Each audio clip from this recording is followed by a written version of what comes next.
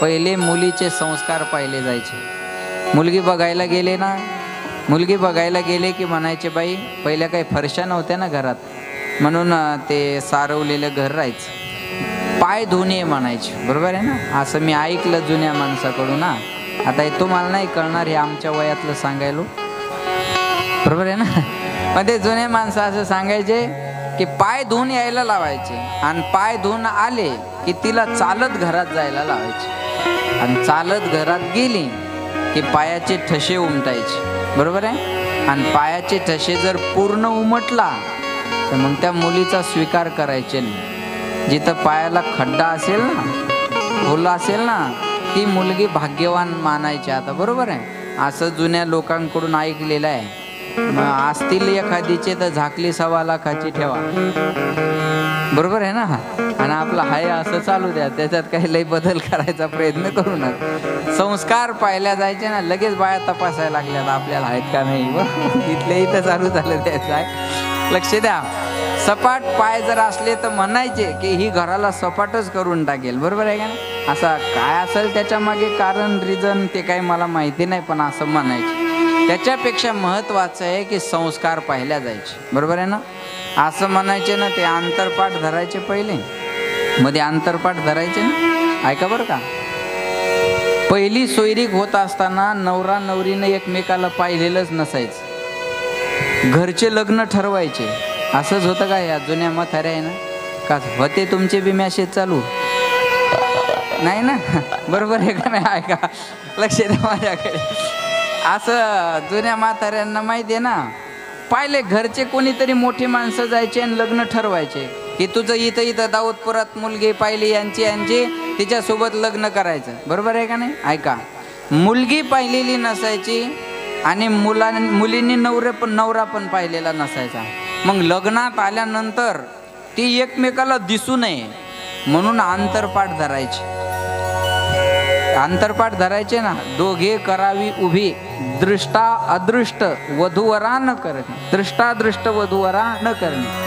ते एकमेकाकडं त्यांनी पाहायचं नाही, कारण कदाचित हे पहिल्यांदाच पाहिले, बरोबर आहे ना। लग्नाच्या स्टेजवर पाहिलं, जर मॉडेल व्यवस्थित नसलं गेलं पळून तर, बरोबर आहे ना, व्यवस्थित नसलं गेलं पळून तर मग मध्ये आंतरपाठ धरायचे। आता आंतरपाठ धरायचा फायदा आहे का, आज लग्नाच्या अगोदर हे प्री वेडिंग शूटला जातात, बरोबर आहे ना। आणि पुन्हा यांचे कारनामे स्क्रीनवर दाखवतात तिथं, बरोबर आहे। हे महिनाभर अगोदर फिरून येतात, यांचं प्री वेडिंग शूट होतं व्यवस्थित, एकमेकासोबत राहिलेले असतात, आणि मग आंतरपाठ धरणारे ताणून धरतात। अरे आता धरून काय फायदा आहे तो आंतरपाठ, त्या आंतरपाठ धरणाऱ्याचा उगाच हाल आहेत का नाही ते तेव्हा, बरोबर आहे का नाही। ते तेव्हा पद्धत होती पूर्वी तशी, बरोबर आहे का नाही, लक्षात ठेवा। म्हणून पाहिलेलं नसायचं, संस्कार महत्वाचे राहायचे। म्हणून आहे ना, माणसानं शिक्षित असल्यापेक्षा सुशिक्षित असावं। शिकण्याला काही मनाई आहे का। आता माझंही ग्रॅज्युएशन झालेलं आहे, मी का असं अनपढ थोडाच आहे। आज बरेचसे महाराज एज्युकेटेड, आज 99% महाराज चांगले शिकलेले आहेत महाराज, इंजिनियर आहेत, डॉक्टर आहेत, वकील आहेत, बरोबर आहे ना। पहिल्यासारखं काळ नाही राहिला। असं कोणी सांगितलं तुम्हाला की परमार्थ करण्यानं जास्त शिकलं नाही पाहिजे, PhD झालेले माणसं आहेत आमच्यात, बरोबर आहे ना, लक्षात ठेवा। आज कोणी थोडंफार शिकलेला असेल आणि तो जर देवा धर्माकडे येत नसेल तर ही चुकीची गोष्ट आहे, बरं का। शिक्षित असल्यापेक्षा सुशिक्षित असावं, आणि सुशिक्षित असल्यापेक्षा सुसंस्कारित असावं, म्हणून ना माणसाने जीवनामध्ये संस्कार फार महत्त्वाचे आहे। आणि संस्कार हे आपण घरात द्यावे लागतात, हे कोण्या मॉलमध्ये विकत मिळत नाही का। आज सगळ्याचं दुकान आहे, संस्काराचं दुकान आहे का। हां, संस्काराचं दुकान आहे। ही दाऊदपूरमध्ये चाललेली शिवपुराणाची कथा, हे संस्काराचं दुकान आहे महाराज। इथं चाललेली कथा हा कारखाना आहे सुधारण्याचा आणि संस्काराचा। या कारखान्यात आपण आपल्या लेकरांना आणलं पाहिजे, आपल्या मुलाबाळाला घेऊन आपण कथा कीर्तनाला आलं पाहिजे। आयुष्यभर त्यांनी आई बाप म्हणून स्वीकारावा असं वाटत असेल तर आपण आपल्या लेकरांना कथा कीर्तनाला आणलं पाहिजे। हां, लक्षात ठेवा। करू द्या थोडं डिस्टर्ब, त्यांनी इथं आल्यानंतर थोडा विक्षेप करेल, काय अडचण नाही, पण 4 शब्द त्याच्या कानावर जरी पडले तर जीवनाचं कल्याण व्हायला वेळ लागणार नाही, लक्षात ठेवा बरं। म्हणून महत्वाचं आहे संस्कार पाहायला जायचे. कर्दमांनी पाहिलं की ही मुलगी संस्कारित आहे, पण कर्दम ऋषीनं विवाह केला आणि समाधी लागली. तर लक्ष द्या, देवहूती मातेनं त्यांची सेवा केली. देवहूती मातेनं त्यांची सेवा केली.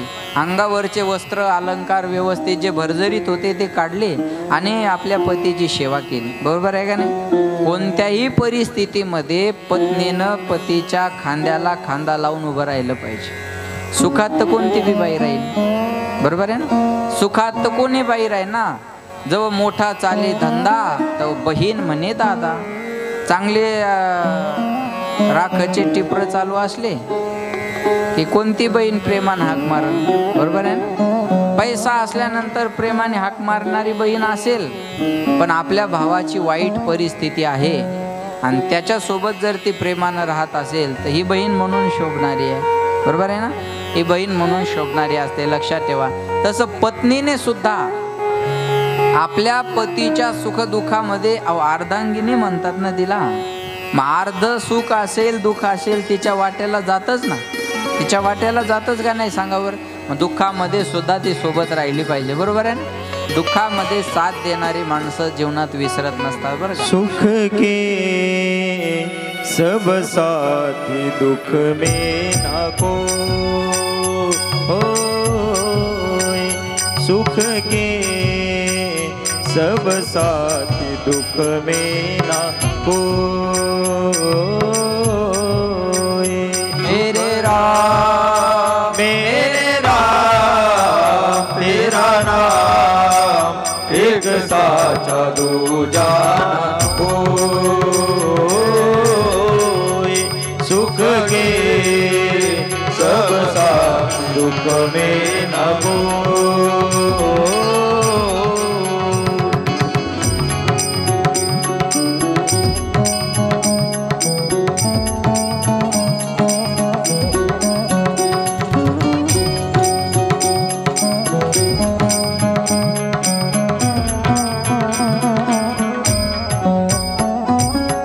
जीवन आने जाने छाया, झूठी काया झूठी माया. फिर काहे को सारी उमरिया, फिर काहे को सारी उमरिया. पाप की गठड़ी धोए. सुख के कब सारी दुख में ना होए. मेरे राम तेरा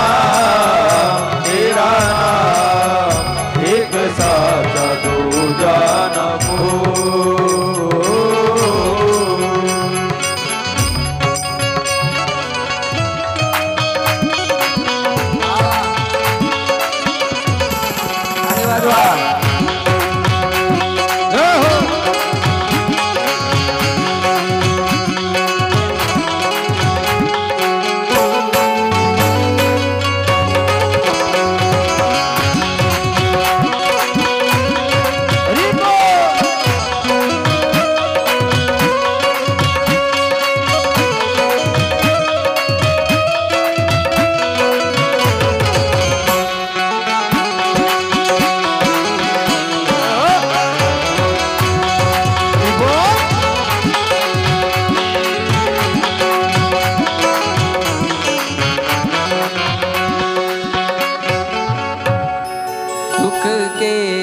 सब साथी दुख में न कोय. मेरे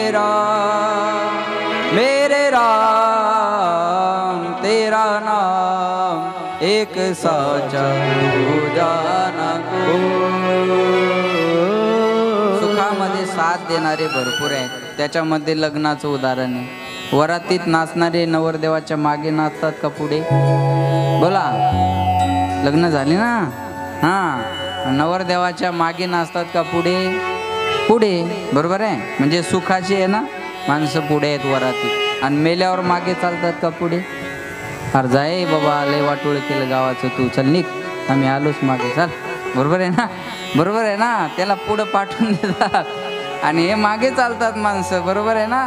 याचा अर्थ असा आहे, लग्न हे सुखाची गोष्ट मानल्या जाते ना, मानल्या जाते बरं का, असते नाही म्हणत. सुख आहे लग्नामध्ये असं मानल्या जातं म्हणून माणसं पुढे असतात, आणि मरण ही दुःखाची गोष्ट मानल्या जाते म्हणून लोक मागे चालतात. याचा अर्थच आहे, सुखात माणसं सोबत असतात, दुःखात मात्र साथ देणारी माणसं जीवनामध्ये कमी असतात. पण दुःखात साथ देणारे माणसं विसरले नाही पाहिजे, बरोबर आहे का?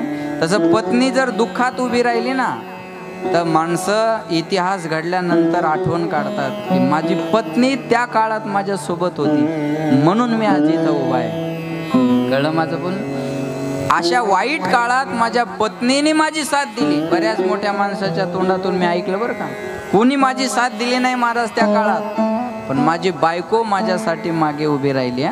माझी बायको माझ्या सोबत उभी राहिल्यामुळं आज मी जो दिसतोय ना, बस ती माझ्यासोबत खंबीर उभं राहिल्याचा परिणाम आहे. ती माझ्यासोबत जर खंबीर उभी राहिली नसती, आणि पत्नी राहते बरं, माणसं तरी विचार करतील एखाद्या वेळेस.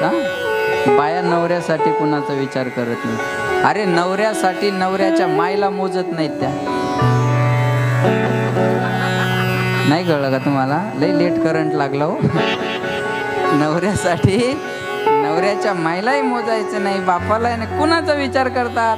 नवरा म्हणतो अगं माझी आई आहे. अहो तुमची आई असेल पण नवरा आहेत ना माझे, मिस्टर आहेत ना तुम्ही माझे, बरोबर आहे ना? मग तिचा विचार नाही, जन्म देणारी जिच्यामुळं नवरा भेटला तिचा विचार नाही करत ती, बरोबर आहे? कुणासाठी?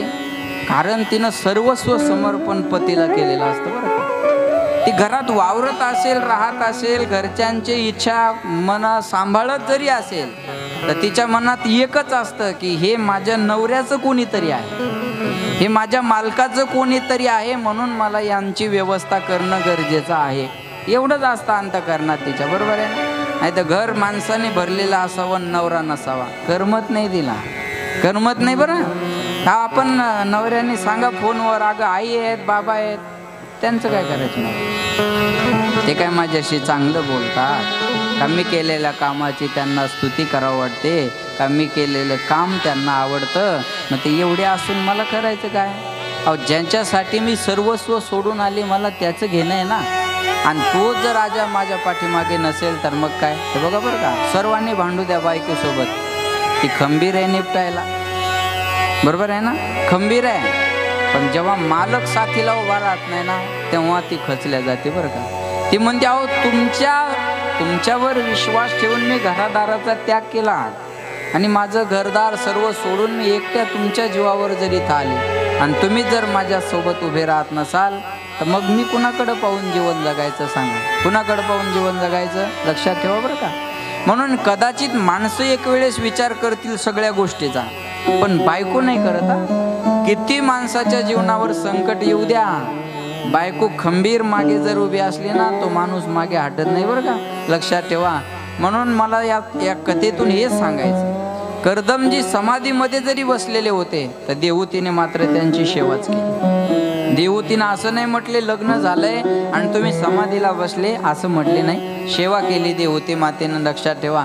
आणि नंतर त्यांना 9 मुली झाल्या, त्याच्यात अनुसूया माता, त्यांच्या पोटी अनुसूया आणि आत्रीचा विवाह झाला. तिथे भगवान दत्तात्रयाचा अवतार आहे. त्याच्यानंतर मुलगा व्हावा म्हणून अपेक्षा करतात, पुन्हा भगवंताचा अवतार त्यांच्या पोटी कपिल भगवंताचा येतो, आणि कपिलांचा अवतार सुद्धा लक्ष देऊन ऐका, कर्दम आणि देवहूती यांच्या पोटी कपिल भगवंताचा अवतार आहे, आणि कपिल भगवंत आपल्या आईला उपदेश करतात बरं का, अशी कथा सांगितली. नंतर आकुती मातेचा विवाह रुची प्रजापती बरोबर झाला, त्यांना एक मुलगा झाला यज्ञ, आणि त्यांचे अजून ते यज्ञ भगवंत होते, त्यांचा विवाह दक्षिणा नामक कन्येशी झाला. ही कथा आपल्याला सगळ्यांना माहिती आहे. वेळ संपत आलेला आहे. त्याच्यानंतर जी होती प्रसूती माता, त्या प्रसूती मातेचा विवाह दक्ष प्रजापती बरोबर झाला.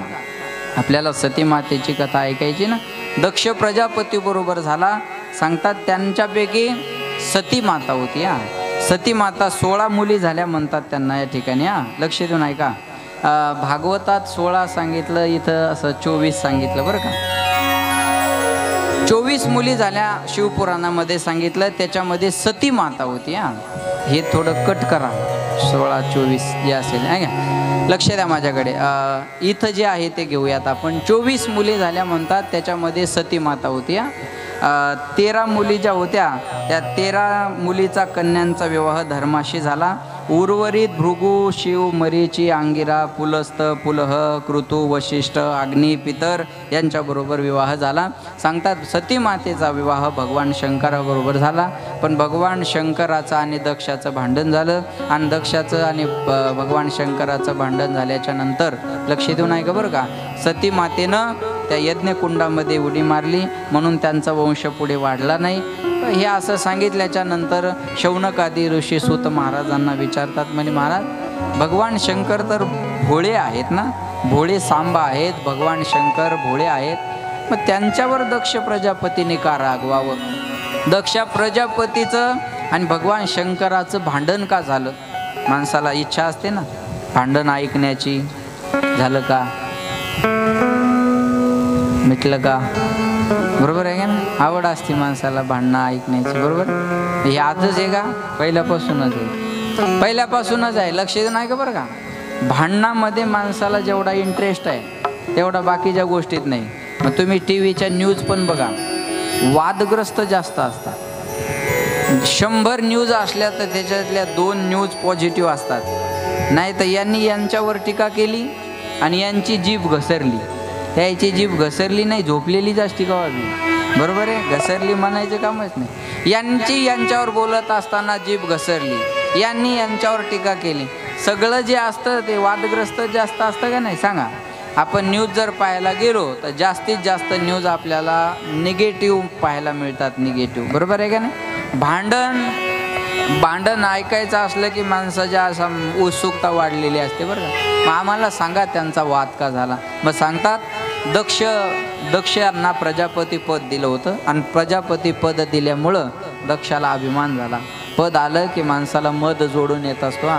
क्वचित माणसं अशी असतात की ज्यांना पद जरी आलं तर त्यांना मद येत नाही, आणि ज्यांना पद येऊन मद येत नाही अशी माणसं टिकून राहत असतात. त्याला राजकारणी लोकांच्या भाषेत ग्राउंड लेवल म्हणतात आहे का. ज्याची ग्राउंड लेवल पक्की आहे ना त्या माणसाला भीती नाही म्हणतात आहे का. अभिमान करणारी माणसं जर असले त्याला म्हणतात हवेत उडणारी जर माणसं असली तर समाज त्यांना जास्त दिवस स्वीकारू शकत नाही, बरं का. विमानतळावर असं एक छान वाचलं होतं मी, रोज सकाळी आकाशात भरारी घ्या पण संध्याकाळी लँडिंग व्हा. कळलं माझं बोलणं? रोज सकाळी आकाशात भरारी घ्या पण संध्याकाळी मात्र जमिनीवर या. याचा अर्थ असा होता, विमानात प्रवास होण्यासाठी माणसांनी नक्की बसावं, आपला वेळ वाचावा याच्याकरता विमानाचा प्रवास माणसांनी करावा. पण वरच थांबावं का विमानात? नाही ना, संध्याकाळी खाली यावं, बरोबर आहे ना. याचा अर्थ असा आहे, उंच भरारी घ्या, किती मोठे व्हा जीवनात, फक्त ज्यांच्यामुळे मोठे झालो त्यांना जीवनात कधी विसरू नका. ज्यांच्यामुळे आपण आज इथपर्यंत आहे अशा माणसाला जीवनामध्ये विसरायचं नसता. आपण मोठे झालो याच्यात आपल्या एकट्याचाच सहभाग नसतो. आपल्यासाठी अदृश्य असे अनेक हात असतात की त्या हाताने आपल्याला मदत केलेली असते, आणि त्या हाताने केलेली मदत मोठं झाल्यानंतर विसरायची नसते, बरोबर आहे. म्हणून हे मोठे लोक म्हणतात, मी आज इथपर्यंत जरी पोहोचलो असेल तर हे सगळे तुमच्या सर्वांचे उपकार आहेत, ते मी विसरणार नाही, बरोबर आहे ना. असं महत्त्वाचं आहे, लक्षात ठेवा. मोठं व्हा पण पद आल्यानंतर मद येण्याची भीती जास्त असते. दक्ष प्रजापतीला पद आल्यानंतर मद आला, आणि असं सांगतात एक दिवस सभा बोलवली आणि त्या सभेमध्ये सर्व देव आले. सर्व देव आले नंतर दक्ष प्रजापती आले. सर्वांनी उभं राहून उठून दक्ष प्रजापतीचं स्वागत केलं. पण भगवान शंकर, ब्रह्मदेव आणि भगवान विष्णू हे तिघं देव उठले नाही. हे तिघं देव उठले नाही तर राग आला दक्ष प्रजापतीला. कुणाचा? भगवान विष्णूचा राग आला नाही, आजोबा होते. ब्रह्मदेवाचा राग आला नाही, वडील होते. पण राग आला भगवान शंकराचा, कारण भगवान शंकर हे जावाई होते ना, जावाई होते म्हणून भगवान शंकराचा राग आला. कारण सासऱ्याकडून जावयाचा अपमान आणि जावयाकडून सासऱ्याचा अपमान ही सहसा सहन होणारी गोष्ट नाही, बरं का. सहसा सहन होणारी गोष्ट नाही. मग अपमान झाला होता ना, नको नको ते भगवान शंकराला बोलायला लागला, अय मरकट लोचन शंकर, हा बोले हे मकट लोचन शंकर लक्ष देऊन ऐका बरं का. अरे भगवान शंकराला म्हणतात, अरे भूतापेतामध्ये राहणारा तू, मेलेल्या माणसाच्या अंगाला राख लावणारा तू, गळ्यामध्ये सर्पाची माळ धारण करणारा तू, रुंड माळा धारण करणारा तू, अरे वाघाचं कातड गुंडाळणारा तू, तुला माणसातला शिष्टाचार काय कळणार आहे? भूताप्रेतामध्ये राहणारा, स्मशानात राहणारा, भूताप्रेतामध्ये वावरणारा, तुला माणसातला आणि देवातला शिष्टाचार काय कळणार आहे? भगवान शंकराला नको नको ते दक्ष प्रजापती बोलत होते, पण भगवान शंकर मात्र काहीच बोलत नाही. पण नंदीला राग सहन झाला नाही. चहापेक्षा किटली गरम म्हणतात. नंदीला राग सहन झाला नाही. नंदीनं नंदीनं पाय खोरायला सुरुवात केली. एका पायानं माती मागं फेकायला सुरुवात आणि हंबरडा फोडला आणि सांगितलं, दक्ष प्रजापती तेव्हापासून पाहतो बडबड बडबड बडबड बडबड करतो का, तुला बकऱ्याचं तोंड लागेल, बकऱ्याचं तोंड लागेल. भृगु ऋषी साईडला उभे होते. भृगु ऋषीनं दाढीवरून हात फिरवला. नंदीला सांगितलं, नंदी सासऱ्या जावयाचं भांडण होतं, अरे आपापसातलं घरचं भांडण होतं, तुला तोंड घालायची गरज नव्हती मध्ये, बरोबर आहे ना. मी शाप देतो, आजपासून भगवान शंकराचे भक्त भिकारी सापडतील, भिकारी सापडतील. ब्रह्मदेवानं सांगितलं, अरे हा समारंभ आहे का शाप समारंभ आहे?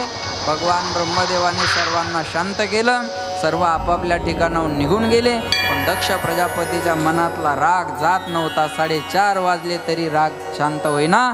लक्ष देऊन ऐका, राग शांत होत नव्हता. म्हणून काय केलं, आता याचा बदला घ्यायचा आपल्याला, आहे काय? खून का बदला खून असं म्हणतात ना. राग आल्यानंतर माणसं वरून गोड बोलतात, पण आतलं मनातलं विसरत नाहीत बरं का. सोडून देत जा. ते काही गोष्टी आमच्या या सगळ्यांना माहिती आहे. मला हे सांगतात काही गोष्टी, पण ते पुन्हा एखाद्या वेळ विचारतात, तुम्हाला माहिती आहे कधी असं झालं होतं? मला तुम्हाला आठवण नाही राहील. काय आठवण ठेवायचं? या निगेटिव्ह गोष्टी कुठं आठवणीत ठेवायच्या? चांगलं किती आहे जगामध्ये. चांगलं घेत चला, चांगलं स्वीकारत चांगलं साठवत चला, बरोबर आहे ना. पण या मनामधला राग यानं सोडला नाही. म्हणून अजून सांगतो मी तुम्हाला, बरेचसे जे पुणे मुंबई सारखे ठिकाणं आपण पाहता ना, तिथं काही वर्षापूर्वी खून झालेले असतात आणि ते माणसं त्यांच्या टोळीत राहून पुन्हा त्याचा खून करतात. लक्षात घ्या बरं का. ते खून केलेला होता आणि सांगतात की एवढे वर्ष झाले मी वाट बघत होतो या दिवसाची. लक्षात ठेवा. राग शांत होईना. मग काय केलं, त्या रागाचा बदला घ्यायचा म्हणून हरिद्वारमध्ये कंकर क्षेत्रामध्ये खूप मोठा यज्ञ आयोजित केला आणि त्या यज्ञामध्ये छोट्यातल्या छोट्या देवाला निमंत्रण दिलं. पण भगवान शंकर आणि सती मातेला मात्र निमंत्रण दिलं नाही. ऐका बरं का, सती मातेला निमंत्रण दिलं नाही, भगवान शंकराला निमंत्रण दिलं नाही. छोट्या छोट्या देवांना निमंत्रणाची पत्रिका दिली, पण सर्व विमानं कैलासावरून जायला लागली. सर्व विमान कैलासावरून जायला लागले. आता कैलासावरूनच रस्ता होता का? पण हे देव बी मजा घेत होते. असं असताना एखाद्याला निमंत्रण नसलं की माणसं आवर्जून त्याच्या घरी जातात चांगले कपडे घालून, बरोबर आहे ना. चांगले कपडे घालून त्याच्या घरी जातात आणि म्हणतात, अहो यायचं नाही काय लग्नाला? त्याला नाही म्हणता येतं का, मला सांगितलं नाही असं म्हणता येतं का? तो म्हणतो यायचं आहे हो, पण तुम्ही पुढं व्हा, मला वेळ आहे अजून. मग काय करणार? याला म्हणतात जखमेवर मीठ चोळणं. अरे माहीत आहे ना आपल्याला याला ही जखम झालेली आहे, लावता आला तर मलम लावा, जखमेवर मीठ कशाला चोळता म्हणतात ना. लक्ष देऊन ऐका. भला किसी का कर न सके तो बुरा किसी का मत करना, पुष्प नहीं बन सकते तो तुम कांटे बन कर मत रहना. भला किसी का कर न सके तो बुरा किसी का मत करना, पुष्प नहीं बन सकते तो तुम कांटे बन कर मत रहना.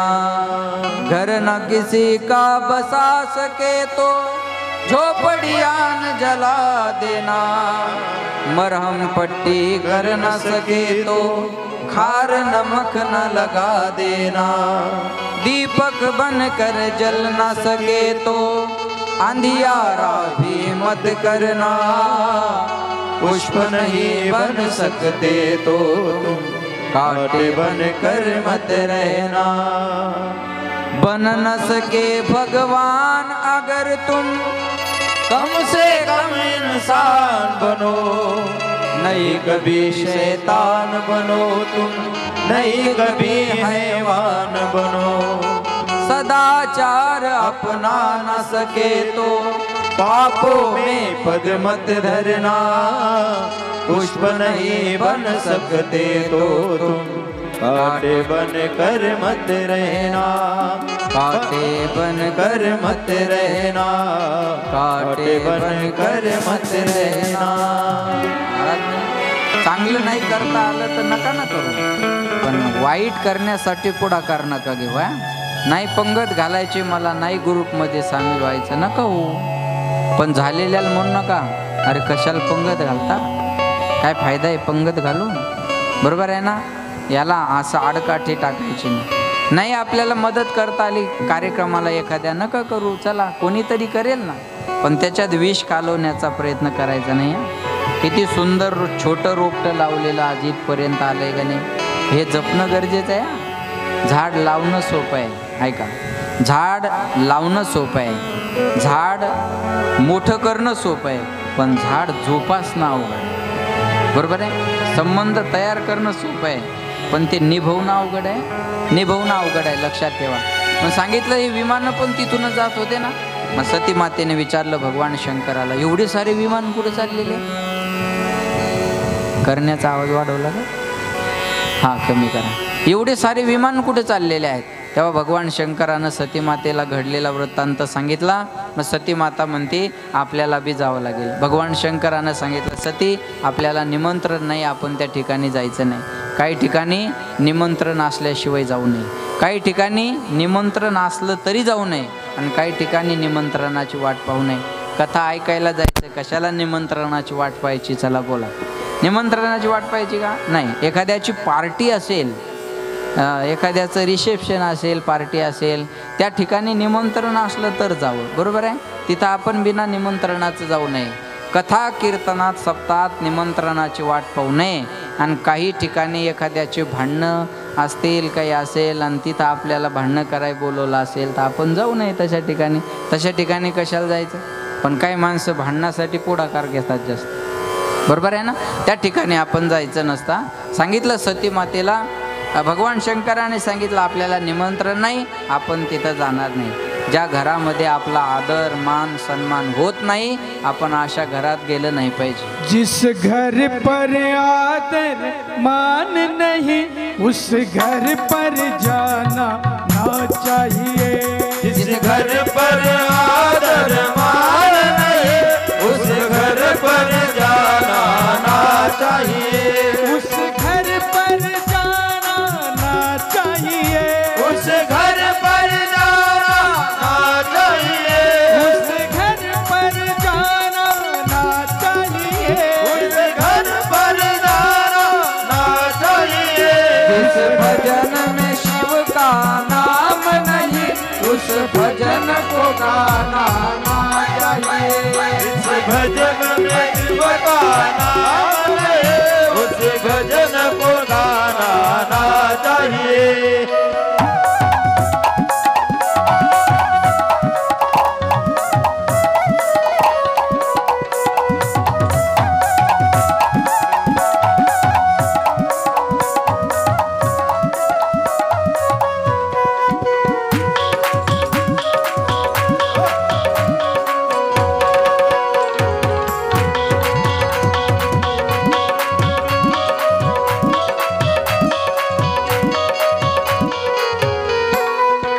चाहे बेटा कितना प्यारा हो, उसे सर पे बिठाना ना चाहिए. बेटा कितना प्यारा हो, उसे सर पर बिठाना ना चाहिए. चाहे बेटा कितना प्यारा हो, उसे सर पे बिठाना ना चाहिए. चाहे बेटा कितना प्यारा हो, उसे सर पर बिठाना ना चाहिए. चाहे बेटी कितनी लाडली हो, घर घर में घुमाना ना चाहिए. होता नहीं, उस भजन को गाना ना चाहिए। जिस घर घर पर पे आदर मान नहीं, उस घर पर जाना ना चाहिए। उस घर पर जाना ना चाहिए, उस घर पर जाना ना चाहिए, उस घर पर जाना ना चाहिए। उस घर ज्या घरात आदर नाही मान नाही अशा घरात आपण गेलं नाही पाहिजे। तुका म्हणे जया संकोच दर्शने तया ठाया जाणे अनुचित। ऐका, लो पोरग किती जरी लाडका असेल तर डोक्यावर बसवावं का? चाहे बेटा कितना सुंदर हो उसे सिर पे बिठाना ना चाहिए। क्या ये बेटी कितनी लाडली हो घर घर में घुमाना ना चाहिए। है का नाही? लक्ष देऊन ऐका बरं का। ज्या घरात आदर मान सन्मान नसेल अशा घरी आपण जाऊ नये। भगवान शंकराने सतीला सांगितलं, सती आपल्याला आदराने बोलवलं नाही आपण तिथं जायचं नाही, कारण भगवान शंकराला माहिती होतं आपण जर तिथं गेलो तर काहीतरी अनर्थ झाल्याशिवाय राहणार नाही। पण सती माता भगवान शंकराला विनंती करते, भगवान शंकर ऐकायला तयार नाही। ऐका, लक्ष द्या, भगवान शंकर जायला तयार नाही तेव्हा सती माता एकटीच निघते। काही शिवगण त्यांच्याबरोबर जातात। लक्ष द्या, काही नंदी अधिक शिवगण सती मातेच्या बरोबर जातात। तिथं गेल्या यज्ञ मंडपामध्ये की छोट्या छोट्या देवांचे भाग काढलेले असतात, पण भगवान शंकर देवादिदेव महादेव यज्ञाची मुख्य देवता भगवान रुद्राचा भाग त्या ठिकाणी काढलेला नसतो। मग सती मातेला कोणी बोलत नाही, बहिणी बोलत नाही। ऐका बरं का, बहिणी सती मातेबरोबर बोलत नाही, कोणीच बोलत नव्हतं का? दक्ष प्रजापतीनं तशी ताकीद दिली होती। दक्ष प्रजापतीनं सांगितलं होतं, माझा जावाई आणि पोरगी जरी आले तरी त्यांच्यासोबत कोणी बोलायचं नाही, वार्तालाप करायचा नाही। लक्ष देऊन ऐका बरं का, तिच्यासोबत कोणी बोलायचं नाही। लक्ष द्या, म्हणून सती मातेबरोबर कोणीच बोलत नव्हतं। एखादं बोललं तर टोचून बोलायचं, का गं तुझे मिस्टर दिसत नाही, तुझे मालक दिसत नाही। एक म्हणे, का गं तुझ्या नवऱ्याने आता काही बंगला बिंगला बांधला का नाही, का तिथं स्मशानातच राहतो। दुसरे म्हणे, का गं त्याने काही लॉकेट वगैरे केलं का नाही, का रुंड माळाच घालतो। तिसरी म्हणे, का गं पावडर वगैरे लावतो का नाही, का मेलेल्या माणसाची राखच अंगाला लावतो। एक म्हणे, सफारी शिवली का नाही, का वाघाचं कातडच गुंडाळतो। गजचर्म, बरोबर आहे का नाही, गजचर्म व्याघ्रांबर। काय अशा वेगळ्या वेगळ्या पद्धतीनं बोलत होत्या। सती मातेला राग आला, कोणी सती मातेबरोबर बोलायला तयार नाही। पिता भवन जब गई भवानी दक्ष त्रास काहून सन्मानी।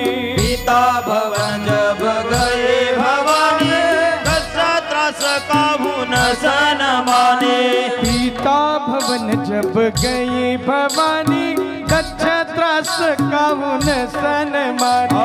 पिता भवन जब गई भवानी दक्ष त्रास काहून सन्मानी। सादर भले ही मिली एक माता,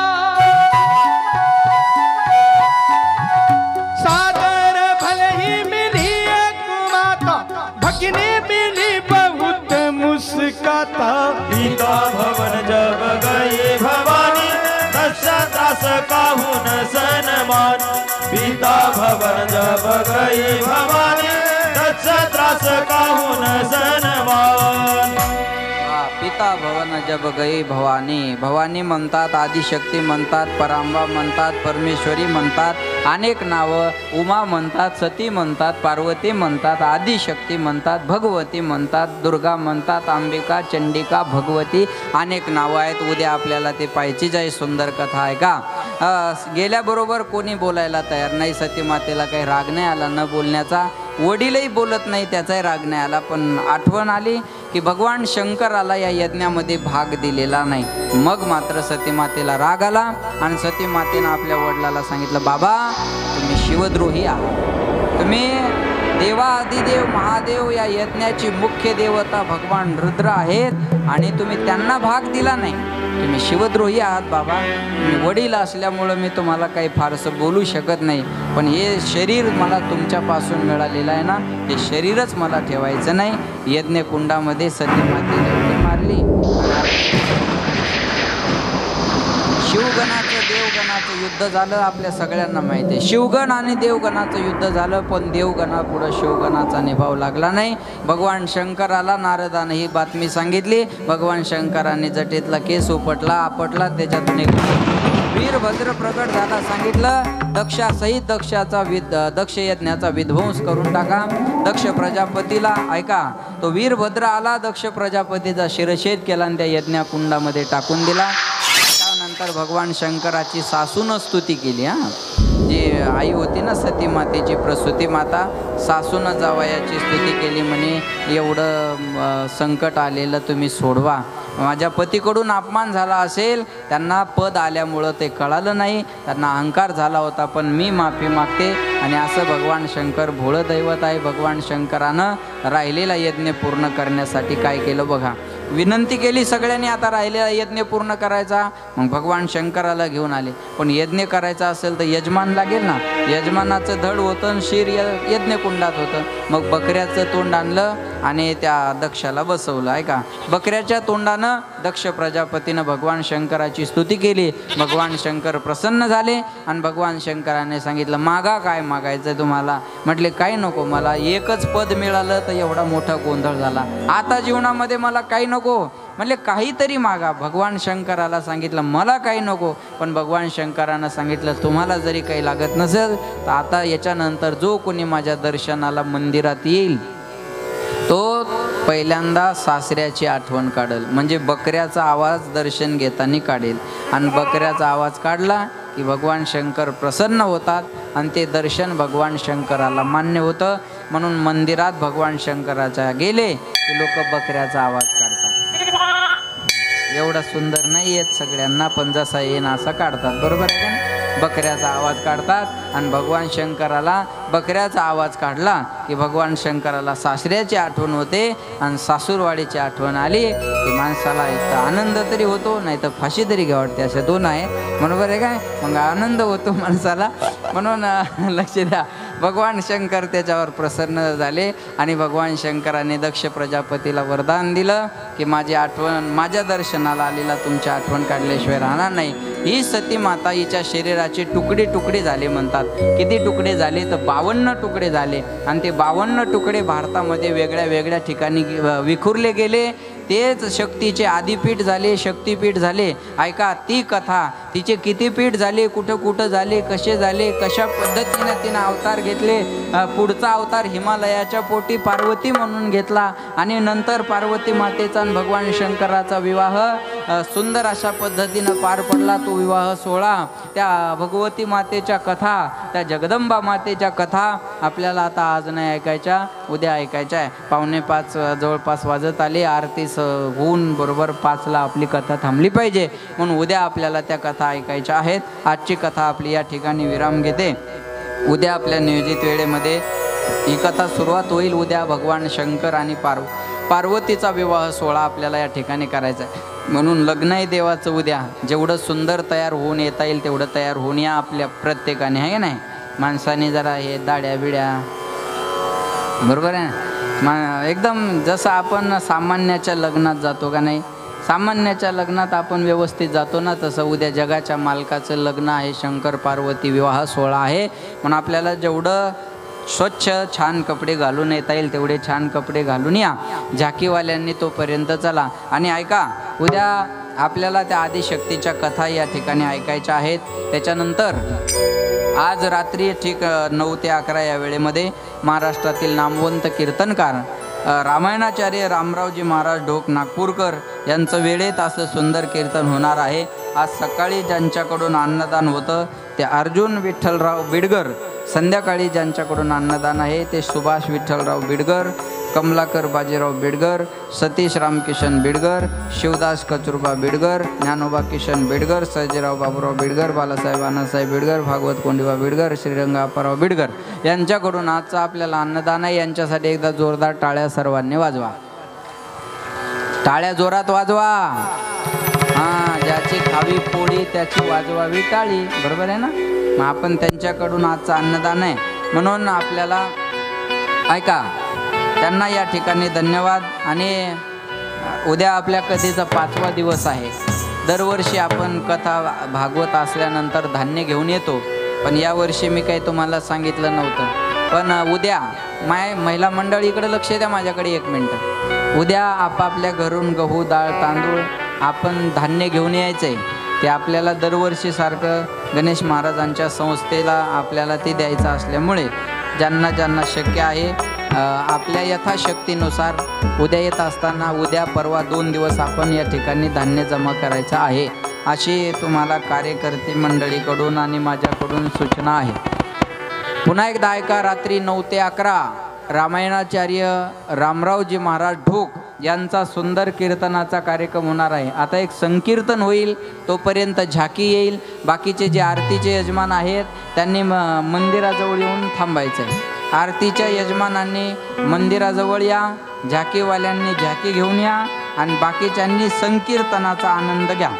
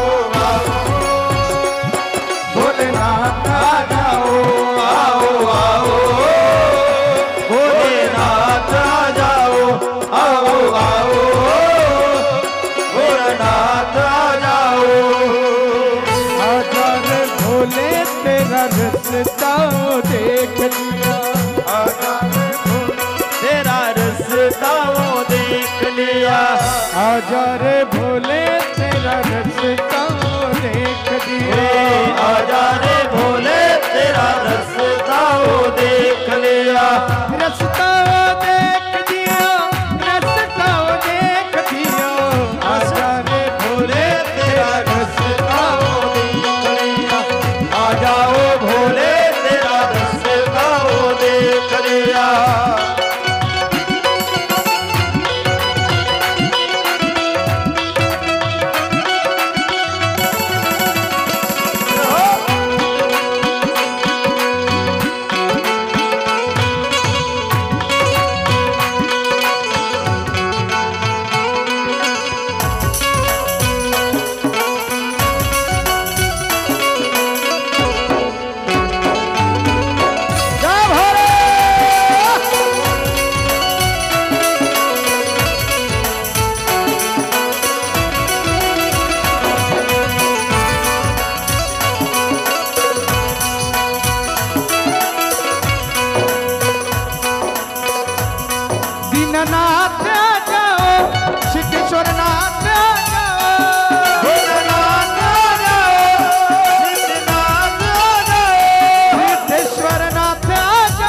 मोठेदा सिद्धनाथ जाओ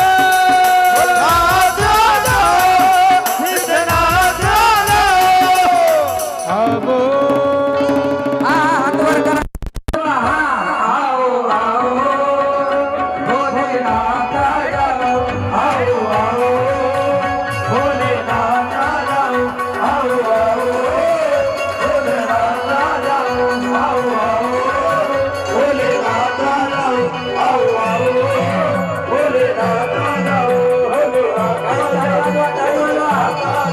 भोलेनाथ जाओ